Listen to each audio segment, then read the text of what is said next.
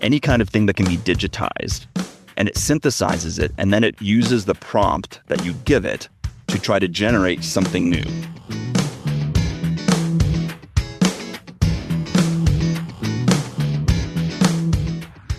That would be kind of interesting.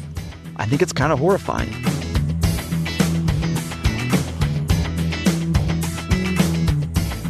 How do I ask questions to elicit a conversation around these things? Now, that question you just asked is a great one.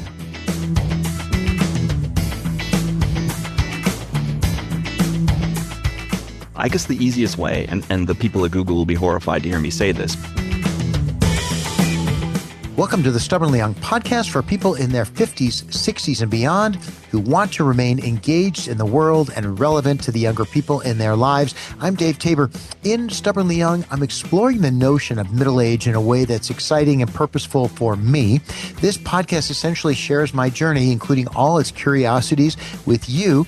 Part of staying engaged is knowing what the heck is going on with artificial intelligence. So I'm joined today by Chris Ferris, who's an expert on the subject. And, as much as anybody can be, I don't think we'll stretch Chris's knowledge here today because, well, first his background. He's a senior vice president of digital strategy for Pierpont Communications. He helps their clients develop strategies, including how to leverage AI.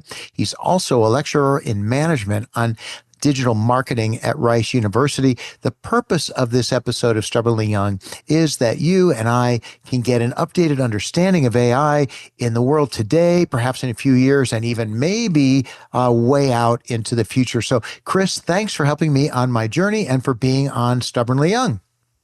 Dave, thank you so much for having me. I'm delighted to be here.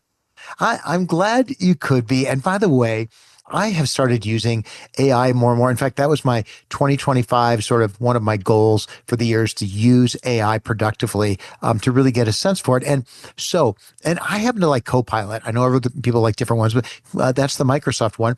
And so here's what I typed in before I got ready, as I was getting ready to talk to you. This is what I typed.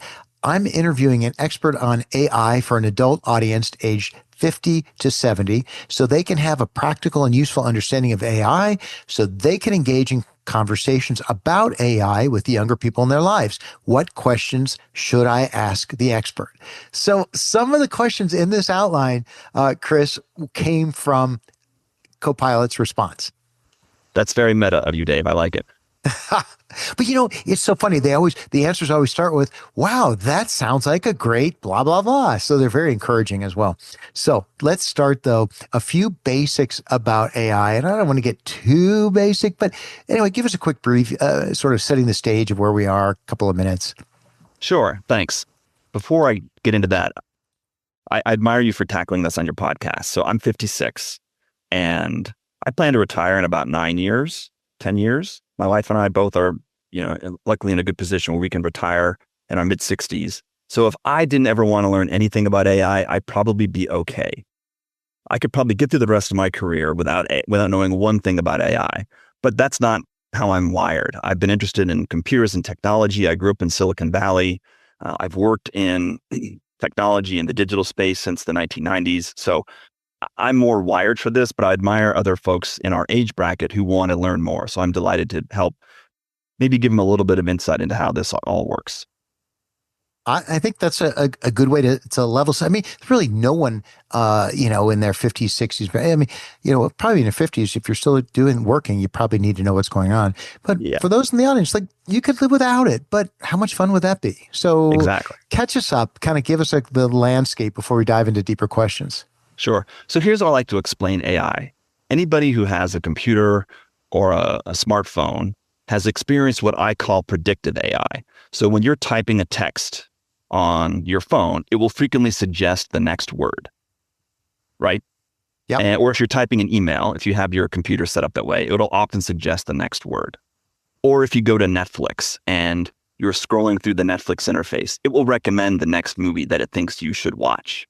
Those are all examples of, again, what I call predictive AI, where these models take what they know about what you're typing or what you've been watching and says, I think here's what you should use next. In other words, what word you should use next. It's trying to predict what you should use. Same thing with the movies.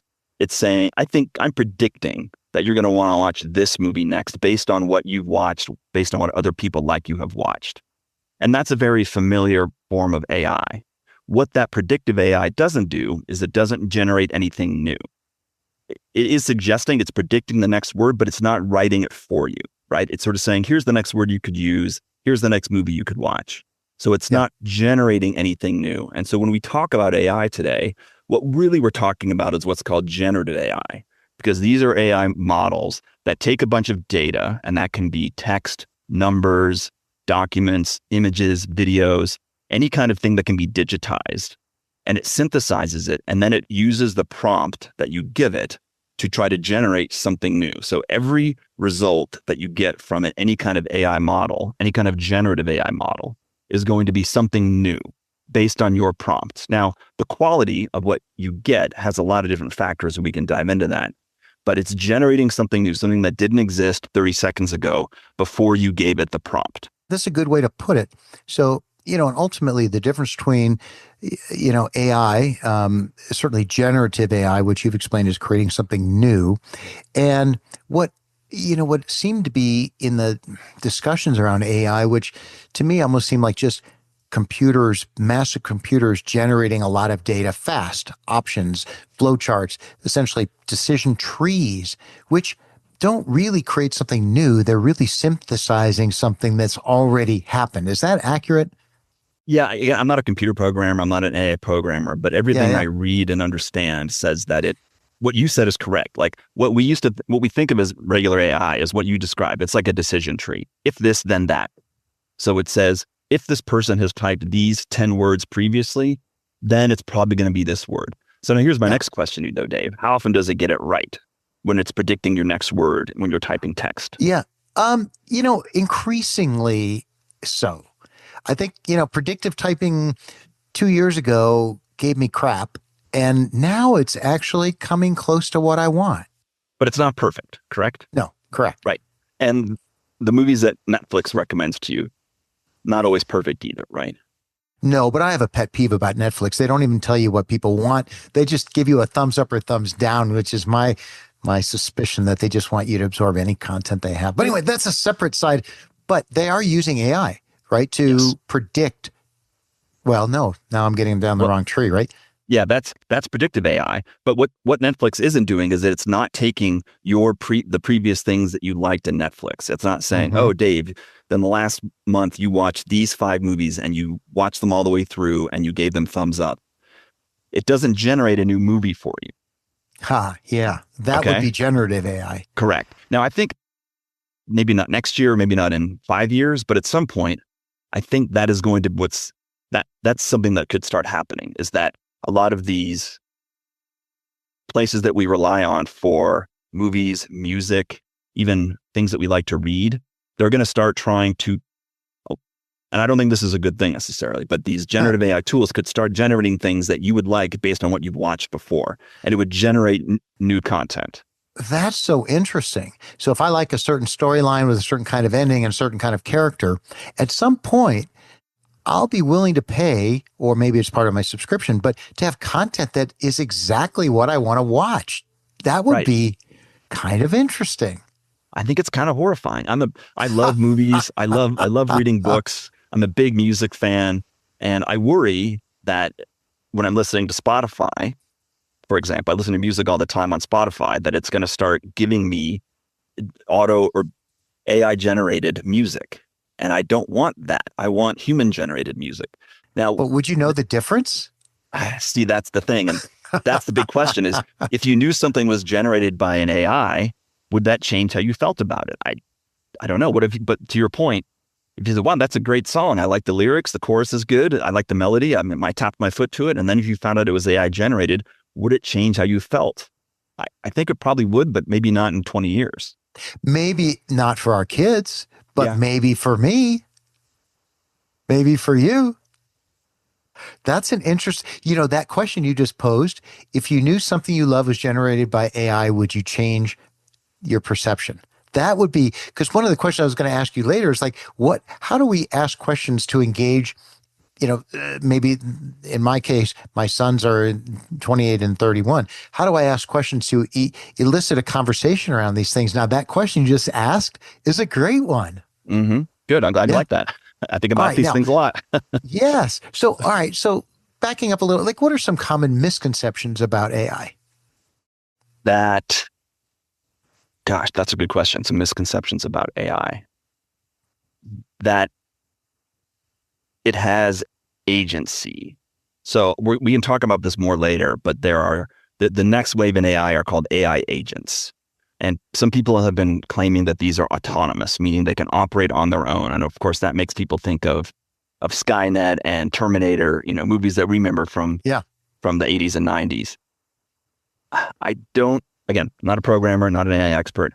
I don't think that there is an immediate concern of AI tools becoming autonomous and just running amok and doing things that we don't want them to do. Now, they are smart and they will try to please the initial precepts and commands from its initial mission, but I don't think at this point that they are going to, become autonomous and build robots and partner with Boston Robotics and make Terminator type machines. I don't think that's really in the cards.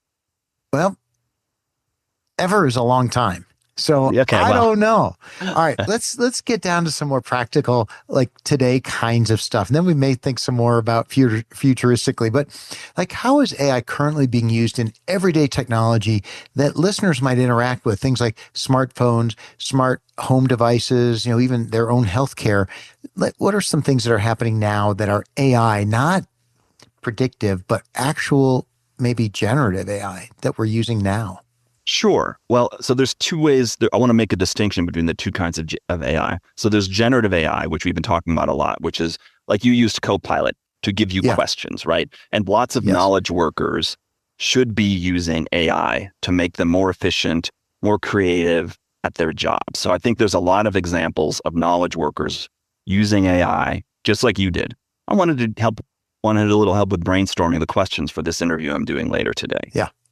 Lots of knowledge workers use it to generate content. Now, if you're a good knowledge worker, you don't want to use AI and then just publish it straight away. So for example, the outline of questions you had, it wasn't perfect, right? You probably looked at it and edited it and made some notes. So So if you're a knowledge worker, again, whether you're 22 or 62, if you're a knowledge worker, you can make things go a little faster at work by using a generative AI tool, whether it's Copilot or ChatGPT, Google Gemini. There's other ones like Perplexity or Claude. These are all tools that can help give you some intellectual shortcuts for a lot of the work you do. Can I curse on this podcast? Yeah, of course. So my wife and I have a joke about there are things around the house that we call SLJs, which stand for shitty little jobs. Knowledge workers have SLJs too, and you can often leverage an AI tool to take care of a lot of those SLJs for you. For example, another way that we use it a lot at Pierpont, we're a public relations firm. We spend a lot of time interviewing subject matter experts about a particular topic. And oftentimes we'll interview 3, 4, 5, 6 subject matter experts at the same company. And then we'll take a transcript of all of our interviews, and then we'll have an AI say, find the common themes across the 5 subject matter experts. So we could do that ourselves, right? Yeah, it would take hours. It would take hours. And the AI tools are really good at things like that. Now, of course, we would review it and make sure that it was correct before we went back to the client, say, hey, here are the 5 themes that we heard across all the subject matter experts. Yeah. But that's a way that we as knowledge workers use AI. So now what about, we're hearing things like, how new smartphones are enabled with AI. Like, what are they talking about with that? So it's a little bit of BS, I think. That's kind of what I'm wondering, but go ahead. It's a little bit of BS. Mostly it's just they're integrating the basic tools that are available to everybody already, whether it's Google Gemini, which is the Google version of ChatGPT, or the Microsoft Copilot, which you were using, you said earlier today. Really, they're just integrating they're integrating it and making it more visible on your phones so you can use it to try to get help with answering questions and things like that. I don't think they really know what they're going to do with it yet. They're just saying it's AI enabled. But why do they need to have a special chip in a phone to make it AI enabled? They're talking about AI enabling chips and things. I get it if you're doing like massive data crunching, but why do you need it in a phone? I don't know that they really do. I think it's just a little bit of marketing. Most of the processing isn't done on your phone. It's done in the cloud at a data center. Yeah. So it's not as if your phone it's not like there's an AI embedded in your phone in this new chip. Yeah, that's what they make it sound like though, right? Yeah. I think it's a little, I work in marketing, and it's a little bit of smoke and mirrors on the marketing folks at these phones companies. So basically, you got a chip in your phone, but really, if you're doing any kind of artificial intelligence stuff with any of those tools you mentioned, it's getting all that processing's happening via the cloud and bouncing back to your phone to deliver the content. Exactly. So. Okay. So so you mentioned knowledge workers. What are some other examples that we might use in our day-to-day life that actually where AI actually does enhance our ability to be happy, be productive, whatever? Yeah. So some people use AI tools just to help them brainstorm things to do for fun. This is a very, mundane example, but you can go to an AI tool and say, I'm visiting Denver for the week. I have some spare time in the evenings. What should I do the week of January 21st? Because I'm going to have some spare time while I'm visiting Denver. And the generative AI tool could go out and it would look at social media posts, news articles from local publications, Reddit threads, all kinds of things. And it would find all these sources, and then it would give me back an original answer to say, hey, Chris, thanks for asking. Here are some things that I think you might enjoy doing in Denver. And then I could go back and say, well, I don't really want to spend my time indoors because it's so beautiful here. Rewrite this and focus it more on outdoor activities. And then it would give me a slightly different answer. And I'd say, okay, give me ones that I can get to from downtown that are relatively close. And then you can keep refining the answers. Yeah. So again, that's kind of a mundane example, but that's a way that I actually did use AI when I was getting ready for my trip here. I love Denver. It's a lovely city. I'm a big outdoors person. So I asked it some things to do. And so today, for example, I walked around by City Hall. Yeah. The hotel I'm staying in is right by City Hall. And the AI said, you should, if you like going outdoors and you don't want to go far, try the City Hall around the corner. And it was lovely. I walked around in the snow, got some fresh air, a little sun. It was great. Yeah. Now, all right. So what's the difference between using, in quotes, artificial intelligence to do that versus like a computer that just is scanning calendars and delivering an outcome? So I think what you're asking is what's the difference between using Google and using like Gemini? Yes, that's a good way to ask that. So, and this is where Google is really putting a lot of emphasis on Gemini, which is its version of AI, of generative AI. Yeah.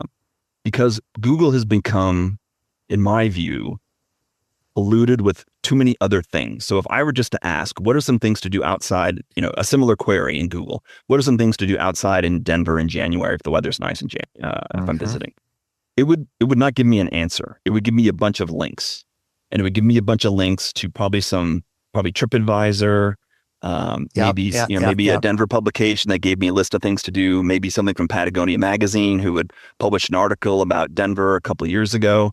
And I would have to pick through and read each of these responses and decide which ones I liked.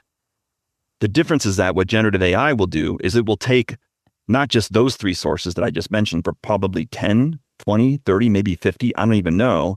And it will synthesize and generate a new answer that's a lot easier for me to digest. So it's doing the work for me. I could do what you described. I could go and read each of those different examples, or I can have the AI tool read them for me, synthesize them, and I've got my list in 30 seconds.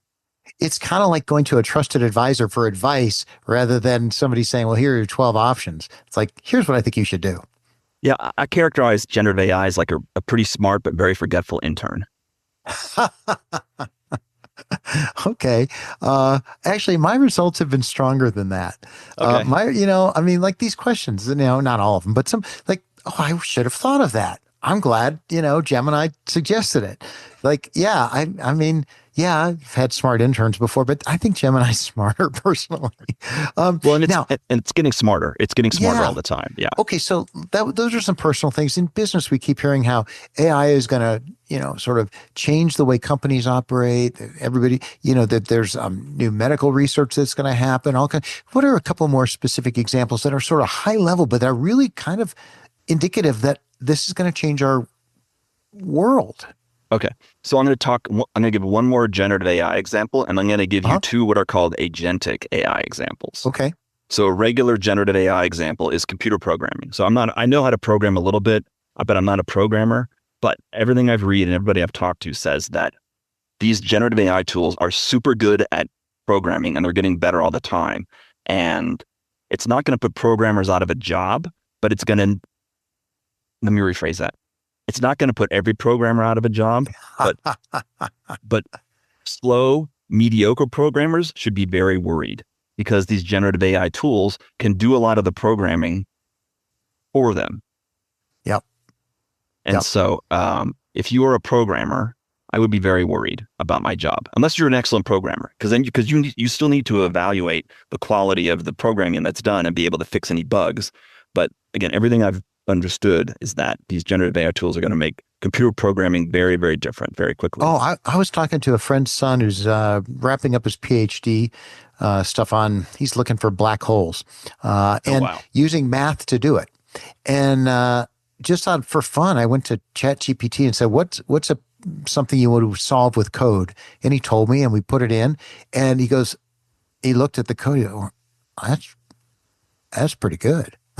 So, and in like 10 seconds, and I didn't know what he was reading. I didn't know what it looked like, to me. But anyway, that was interesting. So, okay, now the other kind of AI is what's called AI agents or agentic AI. So again, some people claim that agentic AI is autonomous, and it's not really. What it can do is take prompts from a human and then work independently. So the example I gave you a few minutes ago where I was saying how I iterated with AI about what I should do when I'm in Denver.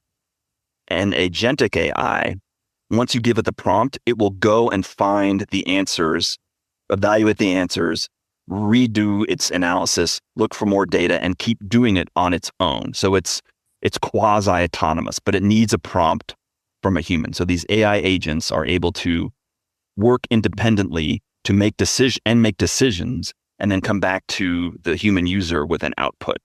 So an example of agentic AI would be an agentic customer service agent. So you and I and everybody our age has been on a website where a little pop-up window says, "How can I help you?" And it's not a person. It's a predictive AI model, right? Where you can only ask it certain things, and it can't really function independently. I'm sorry, I don't know the answer to that. Would you like to speak to customer service? Yes, that's what I wanted in the first place.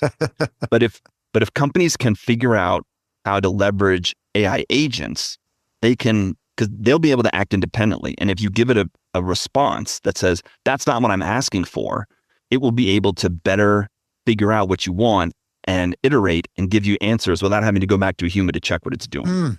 Another example of agentic customer service would be, and this is a little bit more esoteric, but an agentic customer service agent would predictively assess whether your delivery from Amazon is going to be late. It would then notify you either by a text or email, whatever you put into the database for Amazon, and proactively offer you an apology, maybe a discount to sweeten the disappointment. So that would all happen without human intervention. So right now, there are also conversations around things like privacy and data security concerns that we should protect against with AI, and maybe it's, again, more of the fears that, they're reading everything, they're collecting everything. I don't know. But what should we be worried about? What's practical? What do you think about it? How do you think about it? In terms of privacy concerns? Yeah, privacy and protecting against, misuse of data that's part of the machine. Yeah. At Pierpont, we use Copilot like you do, but we use it in a very prescribed way. So if we are using it with any kind of client-related information, we have to make sure that all of our employees are logged in with their Pierpont ID, because we have Microsoft as our whole Office suite. So we get Copilot built in to our Office, our Microsoft Office offerings. And then they have to check to make sure that there's a little green badge above the prompt, which says, "We will not use any of this information to train any other AI models or share your information with any other AI users."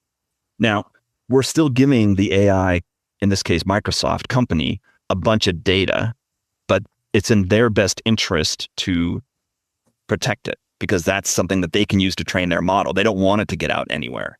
I mean, this is true of every technology we use. I mean, people have been giving away their personal data for 20 years, right? If the product is free, Yeah. you're the product. Yep, that's right. So do you worry more about data privacy and when you're using these tools, or do you just, from a personal standpoint, you just have to accept that this is where life is and that's it? I mean, I don't know. Do you throw It's your the hands up? same. It's the same baseline level of concern I have about any technology that we use that we don't pay for. Yeah. Well, that's a cynically reasonable approach, or It's just reasonably cynically approach. I I view think. it as it's just it's the way of the world. You can choose not to participate in all these things, and that will just it's hard because that will limit your ability to do lots of different things. I don't. We're not this stuff doesn't have to be a conversation about Meta, um, but I don't like some of the choices that Meta has made in the last couple of weeks about how they're going to moderate content and things like that. But Yeah. it's part of Yeah. my job. I got to understand, like, how does Facebook work for my clients? How does Instagram work for my Hmm. clients? Yeah. If I want to keep up with my friends from high school, I got to still be on Facebook. So Yeah. it's It trade-offs. seems It's like hard. people can make a choice, and this is more sort of to my audience than, this conversation directly. But, the idea that, okay, we can just say, I don't want to be part of that, for whatever rationalizing reason. But if we're not part of it, then we're really not part of the world as it is Yes. sort of how I look at that. Yes. And my view is that, and there are lots of other concerns. So these AI companies are using just massive amounts of energy and power. And I don't know if you heard Yeah. that Microsoft has decided to invest in nuclear power because they think that's a good alternative. And there are lots of concerns that we should have about how AI can be used for mis or disinformation. It's really Yeah. easy to generate a bunch of slop and put it out on the internet. And it's harder and harder for people to be able to tell what's real and what's not real. Well, sure. I mean, use AI tools today I could make you look like you're saying something horrible and That's right. post it. Yes. Very tough to unwind that stuff. Yes. So my view is that all of these technology companies generate what are called in economics externalities. I don't know if you've ever studied economics, but an externality is basically a side effect from something that a business or a company or an industry does. Yeah, And generally that has a cost to society. usually, yes.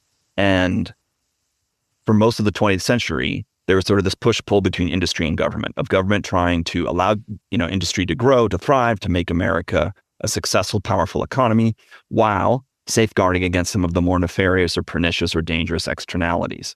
And my concern is that the federal government, both parties, this is not a partisan argument, have since the 1990s neglected to put into place safeguards, protections, punishments to try to incentivize these technology companies to reduce the externalities they cause. Yeah, I mean, we're starting to see things around, ways it influences children. We're starting to see ways. I mean, even now the debate about phones in schools and Right. other things like that. I mean, these are the externalities you're talking about. Yes. Yeah. Now, so when you think about, I want to switch gears a little bit because the big siren song or whatever you'd call it is like, AI is going to enhance human performance. It's going to shift jobs to people who can use AI, but it won't replace people. Well, I mean, it to me, those kinds of spoutings are by people who don't really know the future. And of course we don't, but you know the future. So what is AI going to do to jobs, to the, in your perspective? So I do not know the future. I appreciate that compliment. However, I do read a lot. And the World Economic Forum just in the last week issued a jobs report, and it estimates that AI will generate 170 million jobs, but it'll be offset by the loss of 92 million jobs with a net growth of about 78 million jobs. So there's going to be a lot of churn in the marketplace, particularly for knowledge workers. And I find this a little bit, I don't know if ironic is the word, but for decades, a bunch of pointy-headed intellectuals would say to industrial workers who are being displaced by machinery, robots, like, well, you got to just retrain yourself. And now those are the safe jobs. A plumber cannot be replaced by AI, right? A builder cannot be replaced by AI. And so all these knowledge workers are now having to face the reality that, industrial blue collar workers have been facing for 100 years. It's although, it'll be interesting to see how the pay shifts around those things. We're already seeing, plumbers. I was recently talking to a friend. I'm like, if I were to coach my kids now about how to make sure that they could be successful financially in life, of course, one, yes, you can still be an AI programmer if you're at the high end. But the other is like, go get a business degree and learn how to be a plumber and start a plumbing business. Like that's like, you're right. I know you're and AI can't fix that. They can tell you what might be wrong, but they can't fix the pipe. No, maybe in decades or hundreds of years when, like I said, they team with Boston Robotics and they create a robot that can come in and fix your plumbing. Yeah. But that's not in our lifetime, not in not in anybody's life that we know now. So, So where do you say AI in 10 years? Is that just too far to even think about it? Yeah. And it seems like it might be. Things are evolving so fast that it's hard to predict. I think there'll be a lot of job displacement. I think, again, a lot of knowledge workers, whether it's bank tellers or data entry workers or executive secretaries, like a lot of those kinds of jobs are going to go away. And so there's going to be a lot of displacement within the economy of certain jobs going away and certain jobs being grown or people being more efficient, right? Like I said, if you can get AI to take care of a lot of the SLJs that you have to do at work, and that allows you to do the more meaningful, creative, impactful work, that's great. So I think it could be a net positive. Yeah, for as long job as you're growth. the one who's still got a desk. Right. I mean, seriously, yeah. Yeah. So should we, in the grand scheme of things, should we be net scared of AI, or should we be net enthusiastic about what it does for the world? What's your take? I liken it to where we were with the internet 30 years ago. 30 years ago, the internet was nascent. Netscape was kind of percolating around. Google didn't exist. Facebook didn't exist. And nobody really quite knew. Most people didn't even have email at work. And now 30 years later, we can't imagine really any business of any sort existing without the internet.